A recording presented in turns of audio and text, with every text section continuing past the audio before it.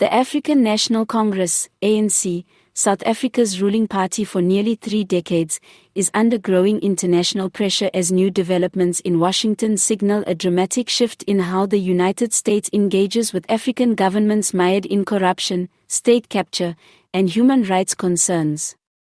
The Trump administration, backed by key voices in Congress, appears poised to impose targeted sanctions on top ANC leaders following months of damning reports from global watchdogs and leaked intelligence linking some within the party to financial misconduct, state interference, and authoritarian alliances. This marks a pivotal moment in US-South Africa relations, traditionally rooted in anti-apartheid solidarity and diplomatic cooperation.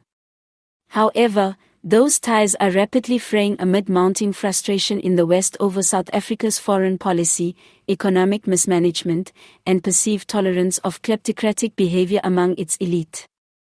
A recent policy brief submitted to the House Foreign Affairs Committee described the ANC as a party at war with transparency and accountability, citing systemic failures to combat corruption, especially during and after the Zuma years. What triggered the sudden urgency from Washington? The turning point appears to be a confidential report delivered to key congressional leaders earlier this year by the Mkhonotsi Commission, a special South African investigative body tasked with probing illicit financial flows and foreign influence inside key government institutions. While its findings were initially sealed, portions of the report were recently leaked to the international press, igniting a firestorm. Among the revelations, senior ANC officials allegedly received undisclosed foreign funding, funneled through obscure NGO networks, in exchange for policy favors, including soft stances on Russia's war in Ukraine and Chinese corporate interests in African infrastructure deals. This has not sat well with U.S. lawmakers.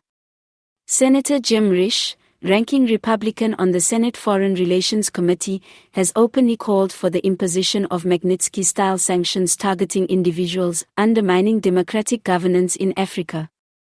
Representative Karen Bass, long regarded as a friend of South Africa, expressed deep disappointment over the ANC's apparent pivot away from democratic accountability. "We can no longer ignore patterns of corruption cloaked in revolutionary rhetoric," she said during a hearing last month. In response, the ANC has gone into defensive mode, with party spokesperson Molenji Bengumatsuri accusing the US of neocolonial interference and weaponizing diplomacy to achieve regime change. ANC Secretary General Fikile Mbalula called the threats of sanctions a direct assault on South Africa's sovereignty and hinted that the party may seek closer ties with BRICS allies to counterbalance Western hegemony. But behind closed doors, insiders report growing anxiety inside Luthuli House. Several senior members are said to be scrambling to restructure their international assets, anticipating asset freezes and travel bans. Some are reportedly lobbying South Africa's Department of International Relations and Cooperation, DIRCO, to negotiate a back-channel dialogue with Washington in a bid to de-escalate tensions. Meanwhile, President Cyril Ramaphosa finds himself in an increasingly precarious position. While he campaigned on a platform of renewal and anti-corruption, his administration has struggled to decisively break from the party's compromise past. Critics argue that his cautious, consensus-driven leadership style has allowed entrenched networks of patronage to survive and thrive within the state. If the US goes forward with sanctions, Ramaphosa will be forced to make a defining choice: protect the ANC's old guard, or distance himself from them and risk party revolt.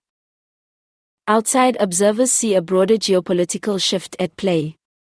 As the US recalibrates its Africa policy, it is prioritizing good governance, transparency, and alignment with international norms.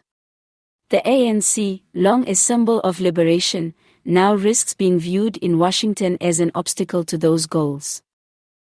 The coming weeks will be critical. The House Foreign Affairs Committee is expected to vote on a motion authorizing the State Department to begin compiling a sanctions list. If passed, it could set off a chain reaction, pressuring the EU, UK, and other allies to follow suit. For the ANC, a party already beset by internal divisions, declining public trust, and electoral threats from rising opposition movements, this external pressure may prove to be the final straw. Whether it leads to true reform or further entrenchment remains to be seen.